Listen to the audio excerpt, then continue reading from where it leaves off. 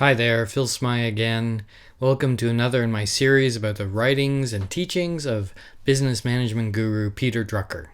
There's two things that I think set Peter Drucker apart from other business writers. And the first is this idea that a business is not there to make money, it's there to create a customer. And the other is this emphasis that a business or any venture or institution exists in the world, in society, and it serves that society. And therefore it has social responsibilities. And that's what I want to talk about in this video. So social responsibilities can come in two areas. The first is what the business does to society, and the other is what a business can do for society. And management, has a vested interest in a healthy society. And so even if the society's sicknesses aren't caused by management or the business, they want to work on healing them. Because a healthy business can't survive in a sick society. Beaver, eat your Brussels sprouts. See, Mom, I can't. My stomach's too up to my throat. Now, no excuses. So let's look at that first part. What an institution does to society. First things first. You're responsible for the impact you have, intended or unintended. And the first job of management is to identify, anticipate these impacts, coldly and realistically. Drucker has a great example about the car industry. And, in the late 40s and early 50s, Ford and some of the other car companies tried to make Americans a little bit more public safety conscious. And one of the things they did was install seatbelts. But the sale of cars with seatbelts plummeted, just dramatically plummeted versus those that didn't have seatbelts. So the companies withdrew those models and they gave up on seatbelts.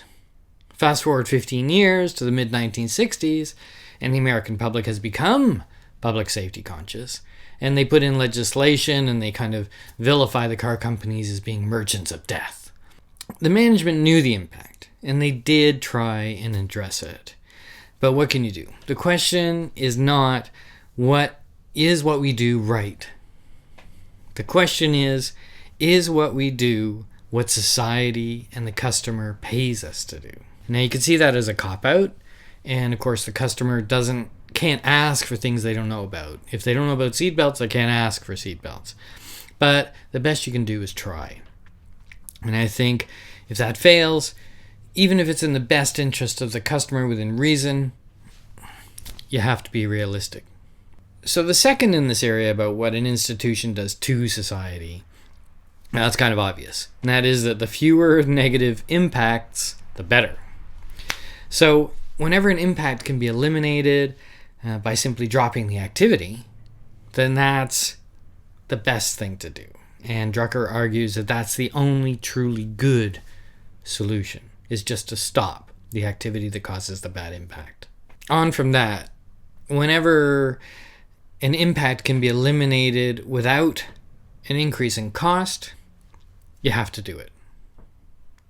And even more to that, if an impact is industry-wide, you have to get involved in the writing of regulations. And it's also management's job to see that the right regulations are written and applied to eliminate an impact. And if you're in big business or any size, reasonable size business, you've probably thought about regulations, and you probably live by the rule that no regulation is a good regulation. But perhaps in cases where you can make an opportunity out of this elimination, that's true. No regulation is the best regulation. But for safety's sake and the sake of society and your customer, regulation is best. And it doesn't matter if the public today doesn't see an issue. Again, it's management's role to anticipate. And this is why smart companies, for instance, tackle pollution. Do they succeed even if they try? No, not always. My father worked for Dow Chemical, and they tried, and a large part of his job was about the elimination of pollution. Did it fully succeed? No, of course not. Were they better than many others? Yes, they were. But in thinking about this attempting to reduce the impact, Drucker had a really, I think, visionary suggestion. And that is, turn the effort to reduce impact into a business in and of itself. If you've watched my book review about Ryan Holiday's book, The Obstacle is the Way, you know I'm a big believer in turning obstacles into opportunities. And it turns out, so does Drucker. But this isn't a new idea. Back in 1913, Ford Motor Company announced that it was going to pay its workers $5 a day, guaranteed. This was double or triple what the going rate was at the time. Henry Ford hated the idea. He knew it was going to double or triple the cost of their wages that they were paying out. But the general manager, James Cousin, he had a vision. And he was convinced that the workers' sufferings were so great that only radical and a highly visible solution was going to work.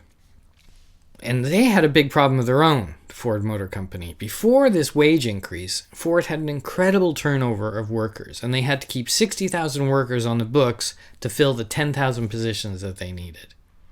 After the wage increase, yes, their money that they were paying out, of course, tripled in most cases. But their turnover disappeared completely. So they didn't need 60,000 workers, they needed only the 10,000 workers.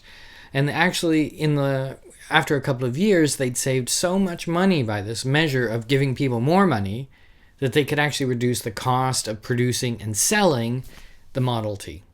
And with this move as well, Ford Motor Company basically created this idea of an American middle class. It was a hugely impactful step that they took, and it was for two reasons. I honestly think that Cousins knew it was going to help their bottom line, but he did it because he wanted to make the lives of their workers better. So I think that's enough about social responsibility for now. I think Drucker was a visionary in this area.